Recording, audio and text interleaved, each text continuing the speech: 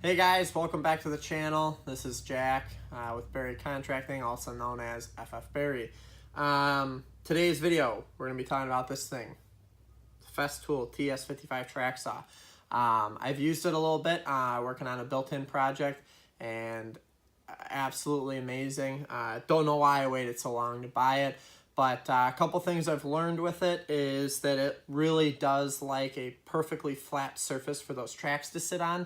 And without that, the tracks can move a little bit. So today we're going to fix that. I've got 5 sheets of AC half-inch plywood. We're going to break those down with this Festool track saw, and we're going to start working on the Paulk Workbench 2. Some of the modifications that I'm going to do to it, I'm not going to put in the router table because we're set up right now on the underside of the Paulk Total Station. So I'm not going to include the router table on the Paulk Workbench 2. I'll probably just do the dog holes in the top of it for clamping material and whatnot. And we'll do the, whatever they're called, the guide rails for the table saw. We'll go ahead and notch those in as well, just so that we can still use it as a table saw outfeed if we want to, and if we want to use a cross-cut jig or something like that, that can ride over the table as well. So with that being said, we're going to break that down today. I was going to do a setup video on this, but I think I X-nayed that because there was really nothing that needed to be set up. The only thing that I have to adjust on this out of the box, which is pretty cool, is there's 2 green knobs. I don't want to move the camera around too much, but there's 2 green knobs, one here and one here. When you first get the Festool track saw, they're pretty loose, and when you set the saw on the track, it might have a little bit of slop in it. So you can literally just tighten these down, and that'll take the slop out of it. If you tighten them too far, you'll get to a point where you can't slide the track saw. So then just back them off a little bit, but make sure you don't have any play.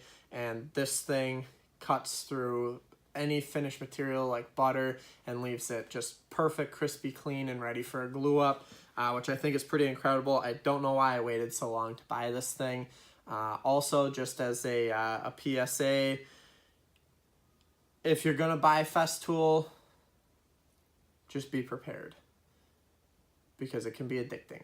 So this video, I won't have dust collection hooked up to it because I don't have any of the hoses that are this size. I'm not exactly sure. I know it's in millimeters. I should have looked before the video, but I don't. I think it's pretty close to like 1 1/16 with the Imperial system.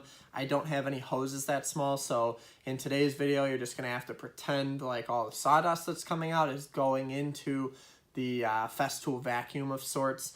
I'm looking at picking one of those up. I also sold all my orbital sanders, so I'm probably this week going to go pick up a Festool MIDI vacuum and a Festool orbital sander. So I wanted the Rotex, but I think I'm going to wait on that one for a little while and get one that's a little cheaper, just so I can sand all this stuff and get it prepped for stain and kind of go from there. So I'm going to point you guys towards my mess of a shop, which is that way, and we'll get some video of this thing in action, and then we'll time-lapse the build of my Paulk Workbench 2, and I hope you guys enjoy the video. Thanks for watching. I think the rest of this is just going to be time-lapse. So thanks for watching. Don't forget to like, comment, subscribe, all that good fun stuff if you feel so inclined.